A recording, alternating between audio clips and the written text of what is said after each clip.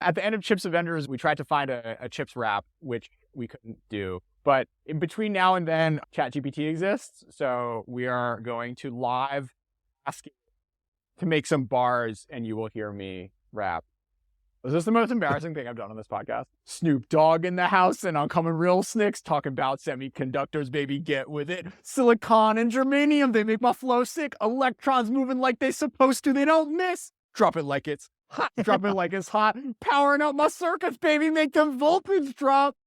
So a month ago, we had the Chips Avengers. We're here now today with the Substack semi-scrappers. Dylan Patel of Semi-Analysis, Dodo Laughlin of Fabricated Knowledge, and yours truly, who also runs a Substack called China Talk, ChinaTalk.media.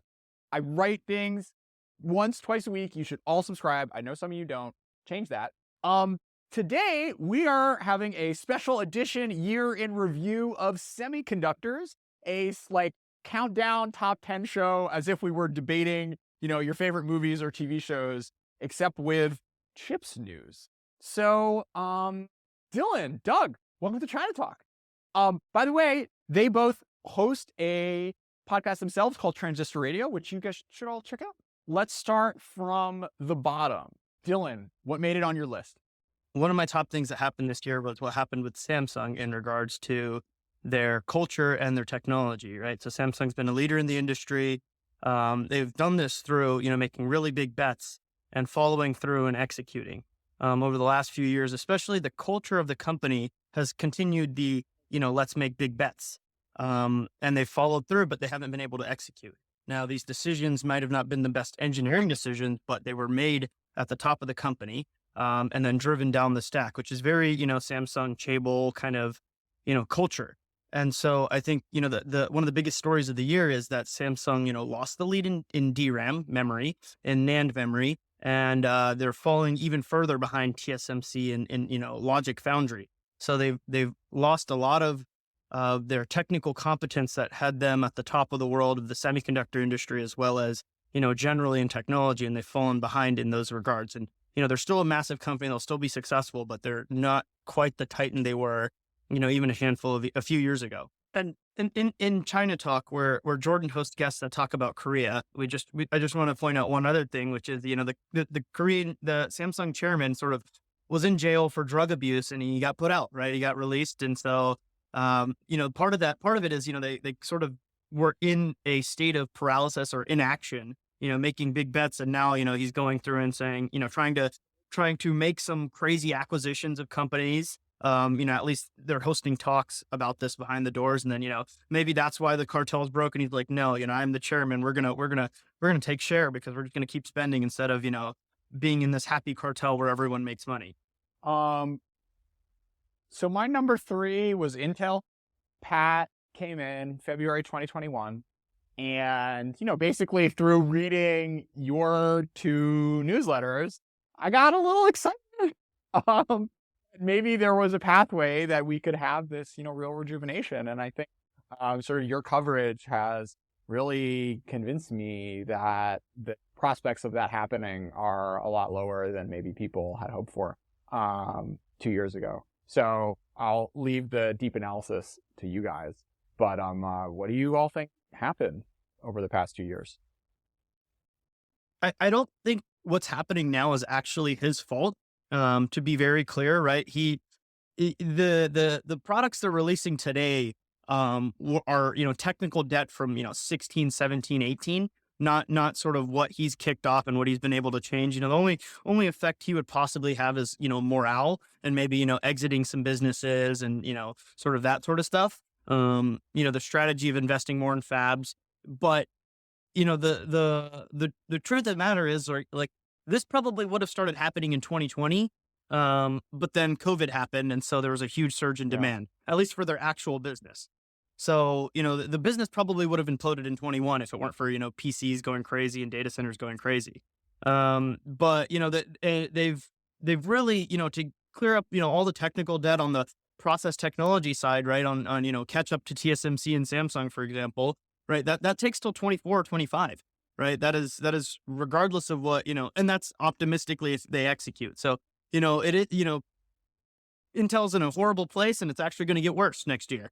But there's still reasons to be hopeful. How much of Uncle Sam's money can they get to to tied to that point, and actually, Europe's as well. But we'll see. But they're not in a good place, and the effects of sort of the new management team aren't really fully felt on the technical products as much as they are the culture. Which there are positive and negative things about the new. Great. Dylan, what's your number 4?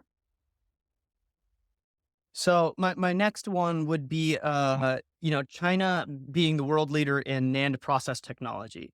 So everybody focuses on logic process technology all the time, right? What's the smallest nanometer? What's 7 nanometer, 5 nanometer, 3 nanometer, so on and so forth. But almost just as critical to the world is memory, right? And one of the two major types of memory, NAND. China has created and shipped the highest density NAND in the world.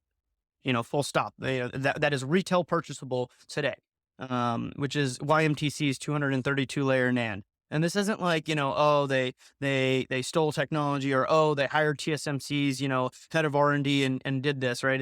Yes, they did poach some folks, but actually a lot of this was domestic effort, right? So, people who will say China can't catch up, China won't be able to catch up, not being able to purchase tools and sanctions withholding, they absolutely can catch up and exceed Western technology. Now, the yield isn't as good as some Western companies, or not Western, but Asian as well, non-Chinese companies like Japanese and Korean.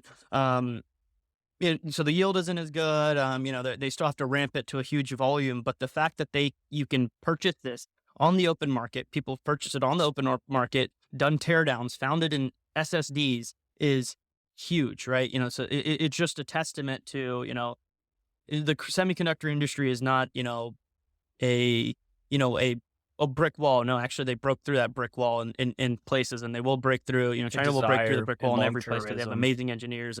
Doug, number 3. What do you got? ARM is suing Qualcomm for the Nuvia licenses that they're using, and essentially saying that that is a breach of their contract and that they need to essentially renegotiate these contracts at a higher level. Dylan probably has the better technical overview, but that's my gist. Is essentially ARM is saying, no, that doesn't fly. You have to do another.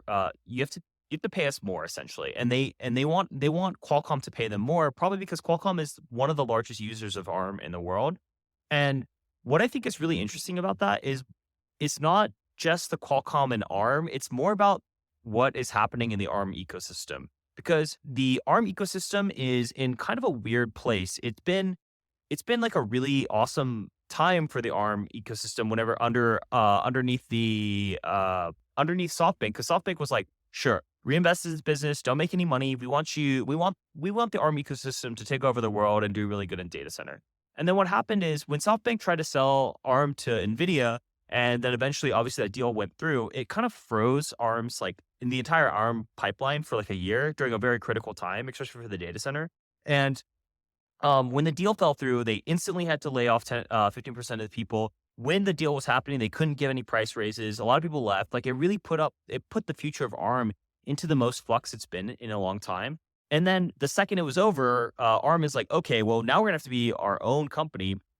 We're not making enough money for this. So they literally turn around and they go hit up one of their largest customers to get paid more. And so I think that really takes away from the spirit of the ARM ecosystem, and also kind of kills some of the growth and potential momentum in the ecosystem itself. And I think that the ARM Qualcomm deal is actually a symptom of the malaise that is happening within the ARM ecosystem. And I think it makes me a little bit more bearish about the future. Now, to be clear, I think the Neoverse platform is going to be really well adopted. The hyperscalers are still in-housing their stuff, but the long-term viability of ARM feels more in doubt than it used to be. And I think Risc-V really does feel like it has a much better chance. And if you're on the fence about ARM versus Risc-V, the Qualcomm, what is the word? The extortion there really pushes you to Risc-V. And I think that's one of the bigger things that happened this year, because it's more industry level of where ARM is at. And I think that's really interesting. It changed my view of the healthiness of the ARM ecosystem. I don't know about you guys. I would love to hear your take on it, Dylan, because I just thought it was interesting. Sure. So, I mean, I could bore you with the technical details of the lawsuit. I went through all of the filings and I made an article about each one of those. But that's not really relevant, right? It's, what's important is, which, as you mentioned, right? ARM needed to be profitable, needed to be a sustainable company to IPO. They can't be. Okay. How do they extract this money? Oh, by the way, two of the three biggest companies out there using ARM technology, Apple and Nvidia, have the best deals ever, right? Nvidia has a 20-year deal and Apple deal terms are unknown, but they basically founded the company back in the Acorn computing days. Not exactly, but so they also have an amazing deal. So then, who's next? Where do I get money from to fund this? And their whole thought process seems to be, we own the smartphone market. Let's extract margin out of the smartphone market. We've given away technology at cost, basically, for years. So a few things, right? Hey, start paying us more. They've been raising the royalty fees on cores and so on and so forth every generation. The next thing is they've been, they're suing Qualcomm to try and make them, go through what they probably are correct, right? They're legally probably are going to win this case or could win this case, but the damage is, 4 years of lawsuit discovery, every bad thing possible in the Risc-V ecosystem sort of accelerating so fast because of this. So, they could, they very likely could be correct in their lawsuit. They have the rights to do that, but, the optics of it are so bad. And then, they're doing some shady stuff, allegedly, very allegedly. People have only said this in person and no one else will put it in writing, but, they're telling other customers of ARM CPUs in the mobile world that you have to license our GPU. They're telling, which is gonna, instead of using, if you're not using your own, right? You can't use, another company like Imaginations.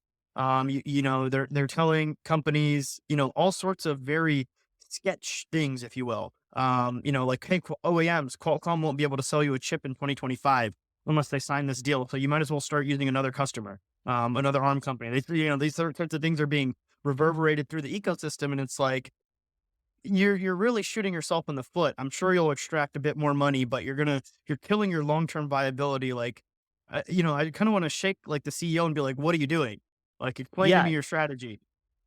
ARM literally went from this like open Yeah, the ecosystem where best it's like, vibes ever. Literally, like the king, like the king of vibes was just like, yes, yeah.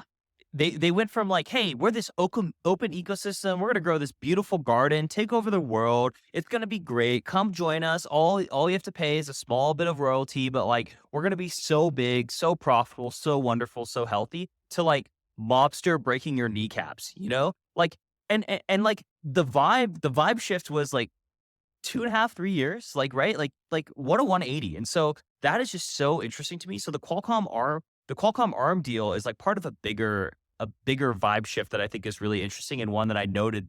Like, I'm like, oh, what the heck, ARM? Like things are not cool in this house anymore like it used to be. So that's why it's like my number three story. So yeah. The other big thing in that is that many of their best engineers have been leaving too. Because of that pause in the Nvidia sort of acquisition where they didn't do much raises, didn't do much stock comp, and now they're really clamping down on that to be a profitable company. So it's like as Doug was explaining earlier, the long term viability, right? It is semiconductors, so all these people leaving, and being replaced with maybe not as quality people or what have you, not going to affect anything for the next couple years in technology. But 3 to 5 years from now, you'll be like, oh wow, what the heck happened?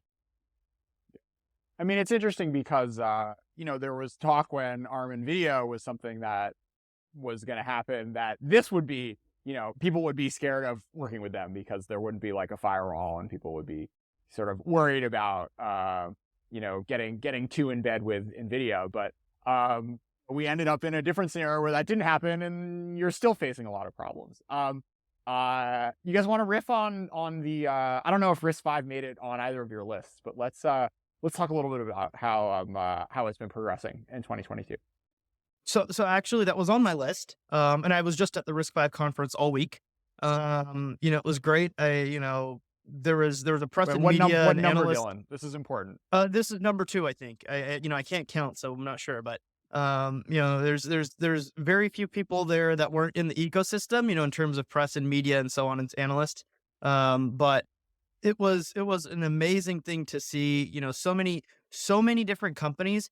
If you think about, big CPU cores, there's 4 companies developing this with over $100 million raised and teams that have, crazy pedigrees from IBM days and SunSpark days all the way through to AMD and Intel sort of, and so on. And so ARM, all of, people that are, there, walking around, it was like half the people knew each other because they used to work at ARM or they worked at an ARM adjacent company. Like it's actually ridiculous. There's, the big numbers or taglines is there's 10 billion Risc-V cores shipped, by the beginning part of this year, which, you're like, where?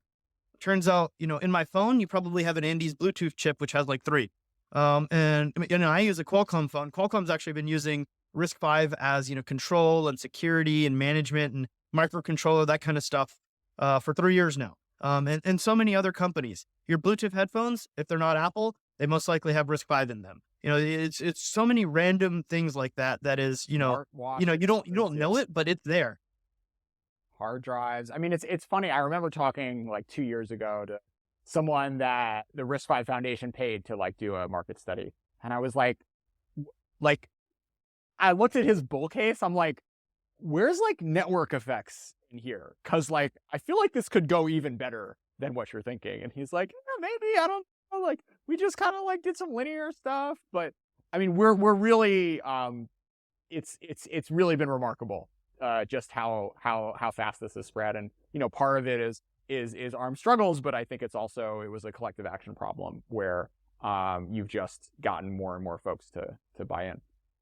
Well, my favorite part about this is like talk about a vibe shift, like if it, like it really does seem like Risc-V just like, I mean, there's been momentum and everyone's been talking about Risc-V, and like to be clear, those 10 billion cores are definitely lower part of the value chain, so it is very like a very small part of the market, but like it really does feel like the exponent of increase is really happening right now. And so this is semiconductors. In 3 to 5 years, all of a sudden, we're going to start to hear some big design changes that really kind of shift into Risc-V's favor. But all of this kind of is happening at the same time that ARM is imploding. So, or not imploding, but like are facing challenges. So it's definitely a story. It's not on my top list, but I thought it was really interesting, and I love to hear the energy that's happening in the industry. So, and yeah, I'm jealous of you getting to go to the Risc-V summit, but it seems like it's really alive, and like people are designing there in a way that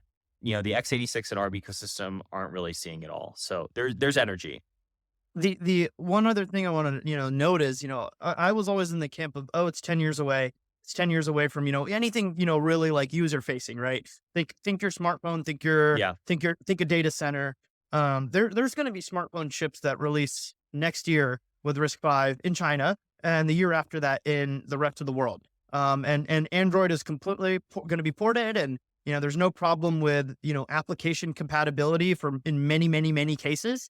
It's nuts. It's nuts how fast this is going to happen. There's a Risc-V core that is taped out, and it's going to ship next year, late next year, that is on the performance level of AMD's, last generation Milan, right? So next generation is Genoa, last generation is Milan, which is, hey, by the way, like 2 generations above what Intel's shipping today. So, it's absurd, and it's actually real. It's there. So it's so exciting. And I went from it's the next decade to, it's going to be in smartphones and it's going to be in servers in 5 years. Doug, number 2. My number 2 is the semiconductor cycle itself, because this cycle has been really fun for me. At least like student history, definitely like more on the business side of things. But this one is the realest cycle we've had since 2009, essentially. In 2009, like the demand dynamics were much worse. Obviously, we don't know. Like we're still in this like will they, won't they of like a global recession or not. But it definitely, this cycle has been really interesting, and obviously for me, the second biggest story of the year. I think this will be like if you've been following the industry, the cycles have been getting better and better over time, as in like less intense, less crazy, less like massive over inventory, less supply driven. But like this cycle on the upside was extremely, almost like beautiful in terms of demand, like the ultimate upcycle. And then we're not having like the ultimate down cycle. Like this is not the 1990s, but we're having a meaningful down cycle, and obviously like not addressing the fact that this cycle is about as intense as or will probably be as intense as '09 without anywhere near the like end market intense like destruction. I think that makes it the number two the number two story of this year. And so yeah, the inventory cycle that we're currently going through, that is my number two my number two story. So I don't know if I don't know. I feel like that's like almost a lame answer, but I'd love to hear y'all's thoughts on it. Like it's a heckin' cycle, that's for sure. Dylan, this is a you question, not a. Oh, Jordan, you don't love the intricacies of inventory cycles? Okay, fair enough, fair enough. So I mean, it's huge. The only, the really interesting things to just see is like, I wasn't, actively investing in such in the back in the days following the semiconductor industry, but only from like a consumer standpoint of like, I like new GPUs, I like new CPUs. But, back in the last cycle of 2009, 8. But, what now when I look, if I read history, if I look at articles, the vibe difference, right? So the word of the podcast is vibes, is, it went from like shortage to like, oh, surplus, right? Like in snap of a finger, right? Yeah, I mean, instantly. Doug and I, maybe we were screaming it for a little bit just because we follow the stocks and such, but like most people, I still got people like people in the industry who are engineers that are like, oh, it's still a shortage. I'm like, no, dude, there is no shortage, buddy. There is a little bit, but it's you still see some people, today asking about shortage, and then your uncle will also, who was asking you about the shortage, now asking you about the surplus. And if you should sell all his stocks, yeah. So these sorts of crazy things. I think it's a hilarious shift in the general public. So one question Yeah. for both of you guys is like, in 2020, 2021, we had these and first half of 2022 even, we had these enormous announcements of capex from the major manufacturers around the world in both memory and logic. What's going to happen to those numbers in the coming years? They're going down. So I'll start first, I guess. It's like, so the capex that got delivered in 2020 and 2021 is still being like, I mean, I wouldn't say still being deployed, but it's still, the supply is still coming online, and utilization essentially was at the highest it's ever been in the entire history of the semiconductor industry. So yes, the upcycle was really intense, and it was longer than average as well.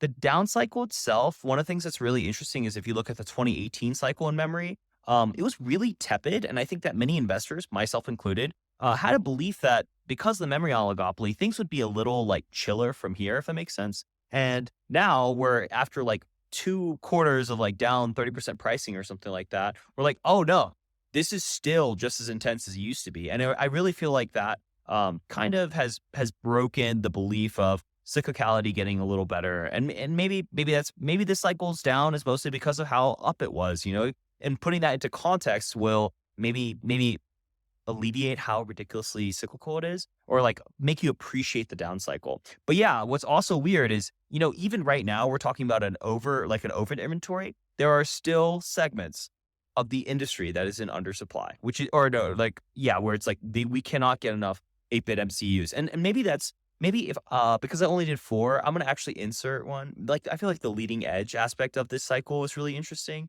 where the leading edge became really, really sexy again and really needed and underinvested. And that is something that's definitely changed for example, this entire inventory correction is mostly happening on like the leading edge, but there is still some stuff in the lagging edge, which is like these really old, like 100 nanometer chips that are just completely out of demand, or like out of supply. They're like, still, even now, they're like, yeah, we still can't get enough of these. So I think that's really interesting and something that's different. So Dylan, we'd love to hear your takes on that.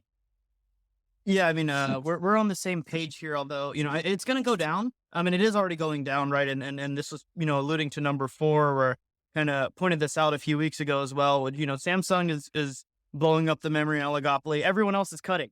Micron said, we're going to cut our equipment by 50%. SK Hynix said, similar stuff. And then Samsung's like, we're going to increase it. Screw it. So the it kind of leads into number 1, which is, yes, it's going to be down. It has to be down. But actually, the politicalization of the semiconductor industry means that, there are subsidies and there is going to be spending, right? And so, it might not be down as much as we think.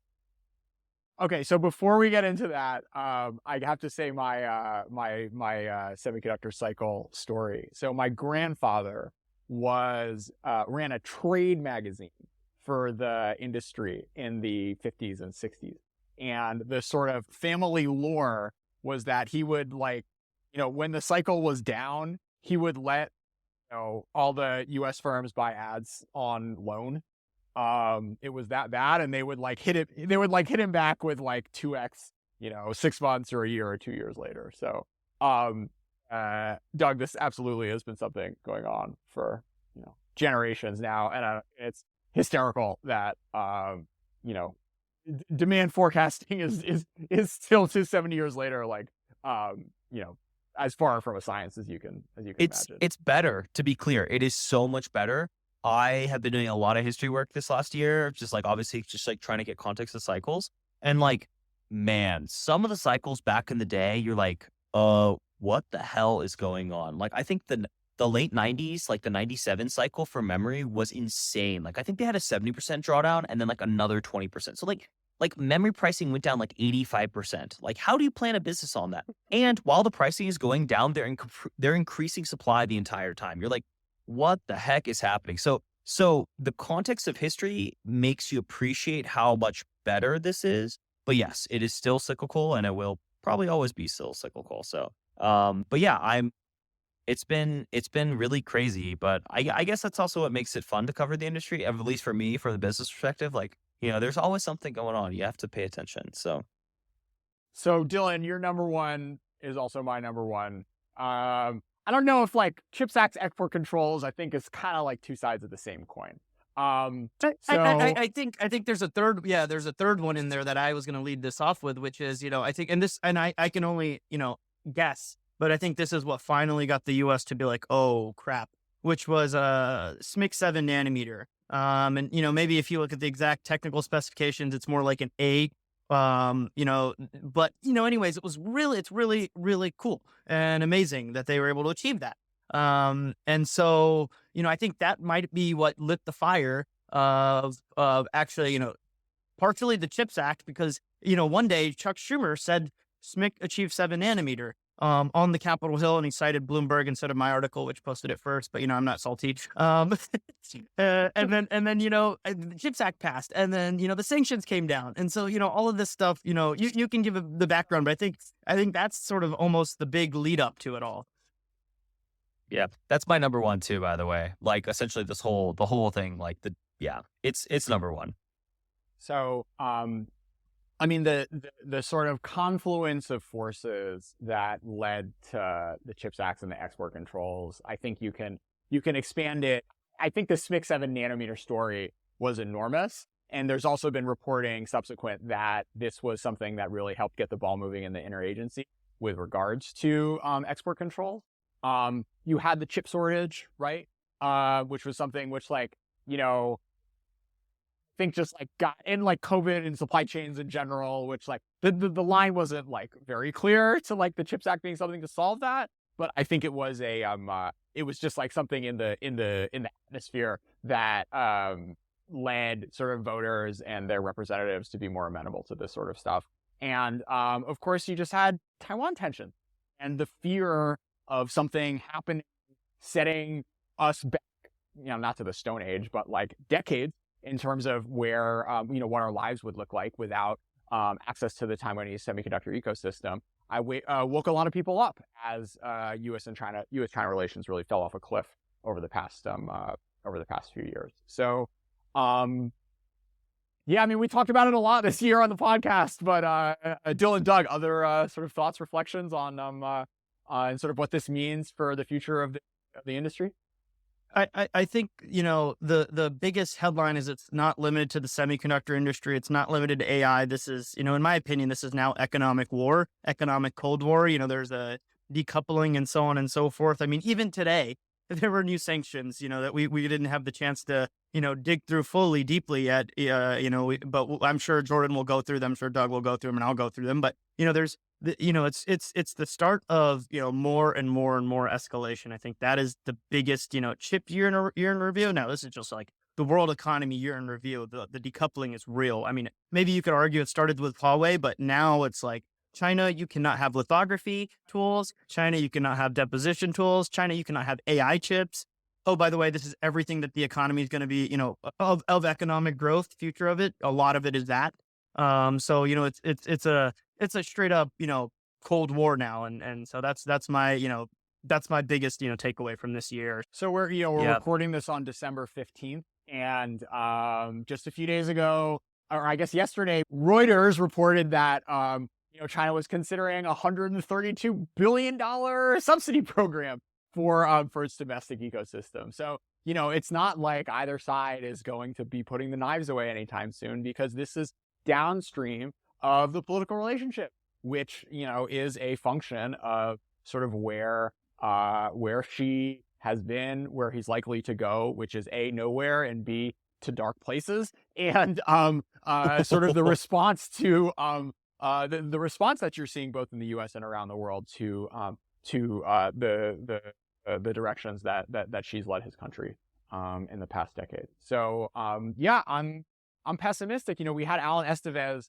in an interview late this year when asked by Martin Rasser of CNAS, like, what are you guys considering doing this for other technologies? And he goes, yeah, we meet every week talking about this. So it's not just chips. It's has the potential to spread to every quote unquote force multiplying technology that's going to be coming down the pipeline. And we're also looking at a presidential election in 2024 where this stuff could be turned up another notch by having a Republican in the White House. So you heard it here first on China Talk, because the plow is the biggest force multiplier of human productivity in history. It might be sanctioned. So, oh my God, that would be great. So I was gonna say, yeah, definitely we started with Huawei. I feel like that was the prologue to what this well, I'm gonna keep using the vibes word, okay? The vibes were bad, they're definitely way worse now. And now I would say, yeah, we hit the this is economic war as a vibe. But I think when we look back in history, we can definitely point out to 2022 as being the year it really all began, like the delineation between the supply chains, the thought process that, hey, both of these countries are going to have completely separate supply chains. They already have separate internets, right? Like in many ways, the cultures, like by not being able to even interact with each other directly, like we've been pulling away from each other for a long time. And I think that is that is definitely the biggest story.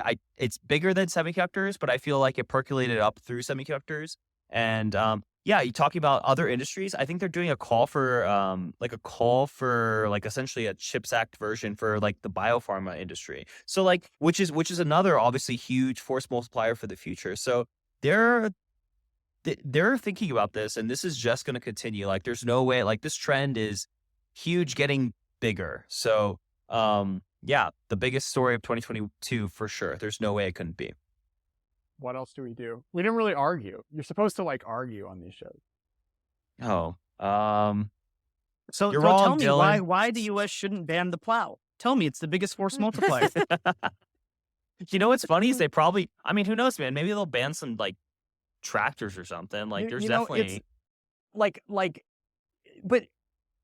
Dylan's being facetious, but when you talk to former Trump officials, they say we shouldn't trade with China. This is not a completely fringe view that, any sort of financial commercial arrangement between the U.S. and China, for some people in the sort of, not super fringe American political universe, think that that's just the answer. And it's once the sort of stage has been set, and once you accept the logic that Jake Sullivan laid out in his September speech, then it's hard to sort of draw the line of actually where the break is, because I think sort of more and more industries are going to try to play the cards that the semiconductor industry did, as Dylan said, with look, okay, our thing is super strategic. It's going to change the world. You need to win the future, you need to win the thing that we're doing. So please give us a lot of money and don't make it too hard for us to sell to China, but like this is the deal, and we're going to need to be compensated for the for the cut in market share that you're going to be inflicting on us. American industries want to eat their cake or have their cake and eat it too, or something like that, right? Yeah. Like they want the subsidy plus the ability to sell to China conditionally until obviously we don't have to anymore. I feel like that's like the hard part is like these are bitter pills to swallow because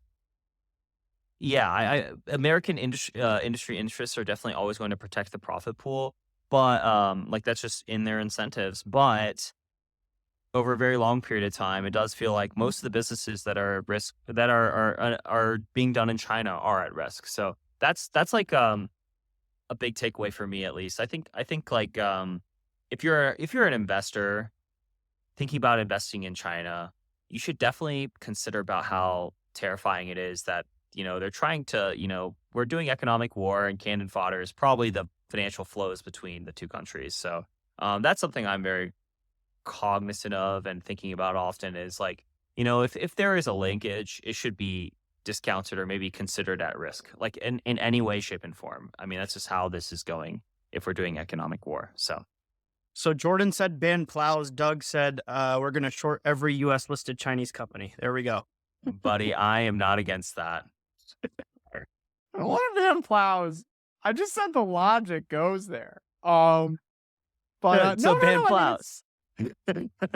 I'm sorry, I love to troll. So Jordan Schneider, ban plows. Everywhere. Globally. What is Bill Bishop? He says the aggregators. Don't aggregate me. I didn't say ban plows. Okay. What else? Anything you're looking forward to next year? Oh, that's a good question.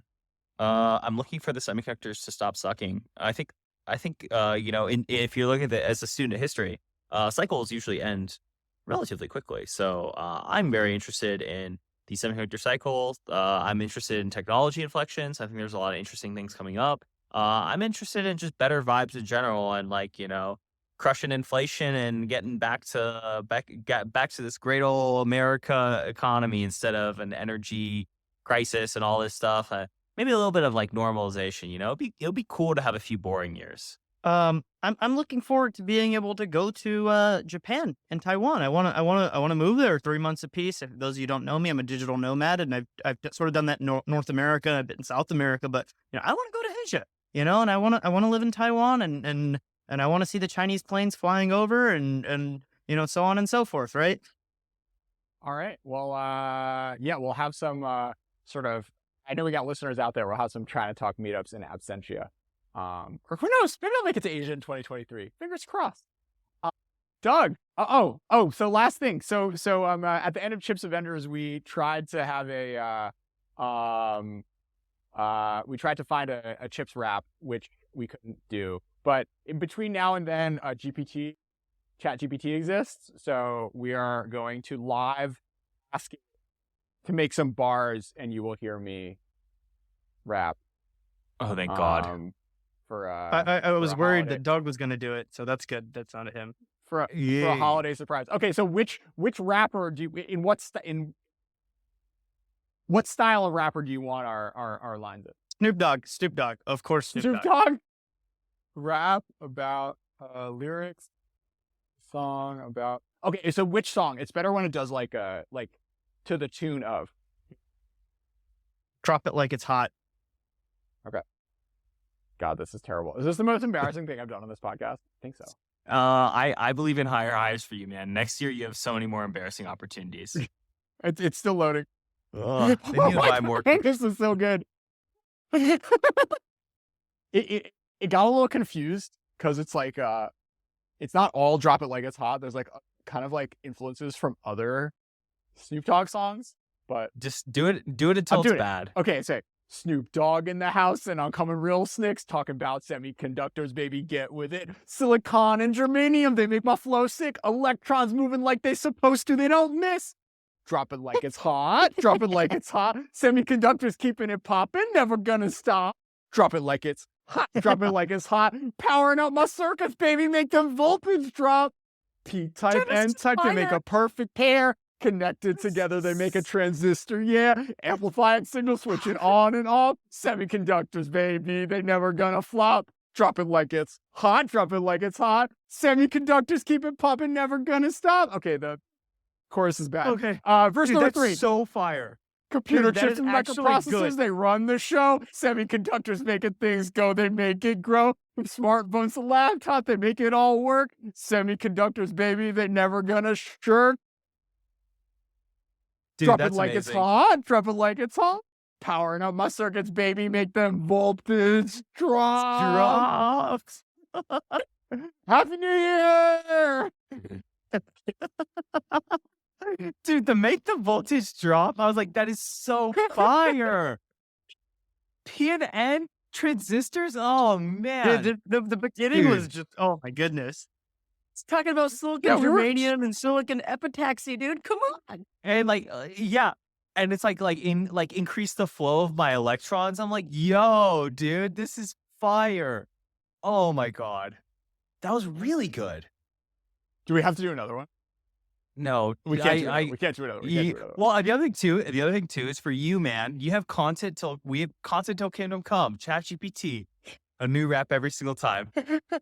Is that your Oh, new sh- man, your, that was your, amazing. your, Thank you so whoever much you for- have on your podcast has to make I'm you gonna has to do a choose what you rap ChatGPT about. rap. Oh my God, if this is my new shtick, I'm so ready for it. I'm so ready for It's it. good. It's a great shtick, dude. It's a great shtick. I'm about it. Okay. So congratulations. AI wins. Happy New Year. Subscribe to Try to Talk. Subscribe to Transistor Radio. Subscribe to Semi Analysis. Subscribe to Fabricated Knowledge, I guess. I don't know. Yeah. Don't waste too much money already. You don't need to subscribe to his. Whoa, you're telling me. Talk about Dylan, dude. Anyways, thank you so much for coming out. It was fun.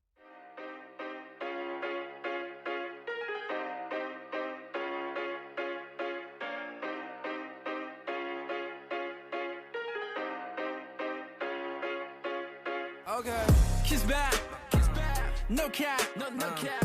It's that, fake ass, kiss back, no cap, no cap.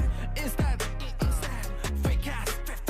最近脑子也许是空洞，什么少，什么是I don't fucking know, bro。因为玩的越久，越是变得懵懂。听到有些 tracks，看到屏里面的有肉，有没有挂断？日本能被加班，时间太短，听众朋友需要发展。胡说，大胡说 ，camera blow my way，制作班正大多。谁有歌曲对我的胃？一些古典音乐天天接触我是。flow 太过美，让我不想 memory，跑歌也放活动中我的 office 有 gallery。Left school 就是你们勇气窥探，所有混世界导致心理经常溃烂，这我们退散，生活结果摧残和路本为焦虑，心的和无罪一个内战。手机刷太久为 emo， 这互联网采取了谁都逃不过纰漏，从迷上我腰间本系中隐装的真正滚中不是把我给踢走，是爆发要来临的基友，这次不仅挂进了地表，还击坠了地球，能让我去畏惧的理由，我将就该里的歌词要做旧。维护在舞台去流传我的故事。跟你压低帽檐和那个男人酷似，强烈像是 blue， 真的无法复制。没有我的管他大小，喜欢这张肚子。Kiss back, no cap, it's that, fake ass. Kiss back, no cap, it's that, fake ass. 花机器箱子是不稀有，再不是我的 title， 两只鸡蛋争全能的怪兽 ，See you next level， 龙潭东西红，原始的必斗，莫不无此闭合，提起力，提起力，每人作品都是空气清晰 flow， 若是病那重你听令，拍片不止让人感到喝杯送是拼，你被电送至情里流失众生阴，黑的多不敢再戳实动的心灵，大多数的观众他们也会终结清醒，逃离空旷境地，公主心境污染过的耳朵，让我为你送上洗礼。AOE， 别再来源冲是 fake no plea， 眼光是在我背后 diss， 最好不必 take your knees， 这样用力一起背，嘿背，为这些饭碗回 great， 让所有敌人 pay for me， 那可没 more beef， 那你就上面，